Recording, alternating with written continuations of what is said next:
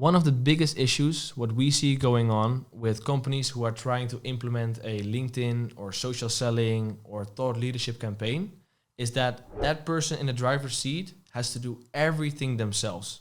So if the seller all of a sudden decided to do social selling, that the seller has to do everything himself.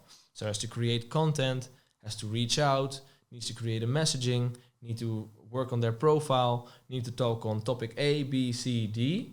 And that's really usually the wrong approach, because that is doomed to fail. What we implement when we see cases like this, and also have a very complex buyer journey, so that means that from unknown to purchase done takes very long. So for example, 2 years, that is what we call a very long sales cycle or complex solution selling. When we see these kind of things, we usually suggest a cluster approach. And what does a cluster approach mean? Is that you're in there with the whole team. So the whole team that is working on that social selling or LinkedIn or engagement strategy on B2B channels all has a role. So let's say, let's put a team together. We have a seller, we have a SDR, a sales development representative, we have a marketeer, we have an expert, let's say a technology expert, a product manager, or a sales engineer, for example. We have a subject matter expert, someone who knows a lot about the subject. And let's say we have a director or an executive.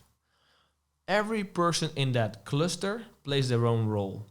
Where marketing is responsible for having the campaigns going on, so social campaigns, one-to-many campaigns. The SDR, for example, has the objective to target the lower roles, let's say director and down, so the managers and the executives, for example. Then the seller, who is in the driver's seat, they need to go for the decision makers, who are going to make the decision and where are we going at the end going to sell our products. Who else do we have? We have the expert. The expert can talk about use cases, about things that went well, customer cases. Because at the end, people like to listen to experts. On LinkedIn, for example, executive and experts are the most visited profiles on LinkedIn. Why? Because people like to learn from expert or from executives. Because at the end, that comes closest to thought leadership content. And then we have the subject matter expert. The subject matter expert is the person that knows most about the subject that we're selling, the solution that we're selling, or the product or service that we're selling. So the subject matter expert is where customers or prospects go to learn about what kind of company we are, how good we are in the market, what reputation do we have. So it's very important that this person plays a role in this cluster. And the last one is the executive. And as you've seen my videos before, thought leadership plays a huge role because peers talk to peers. The executive role is to talk to the executive on the other side, in the prospective audience, in the customer audience, for example. So the executives is there to support the whole cluster. This was a lot of theory, but how does this work in real life? So what we've seen from our experience is when we work with clients is, depending how big the company is, but we form teams. If it's a large company, we have several teams around several departments or several verticals. If it's a small team, there's maybe only one team working on these projects. And every team has a goal and also their own input KPIs.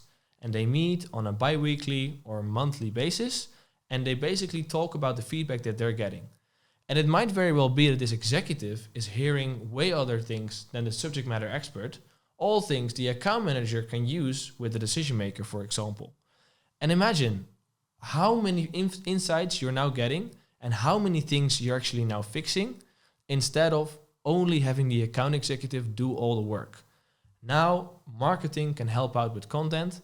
Now the executive can create executive briefs for the account executive. Now the SDR can do the legwork with the with the warming of the accounts. And now the expert can actually come in when it gets too technical or when it gets too deep in the subject. And this way we all amplify each other. And this is where I've seen social selling work the best.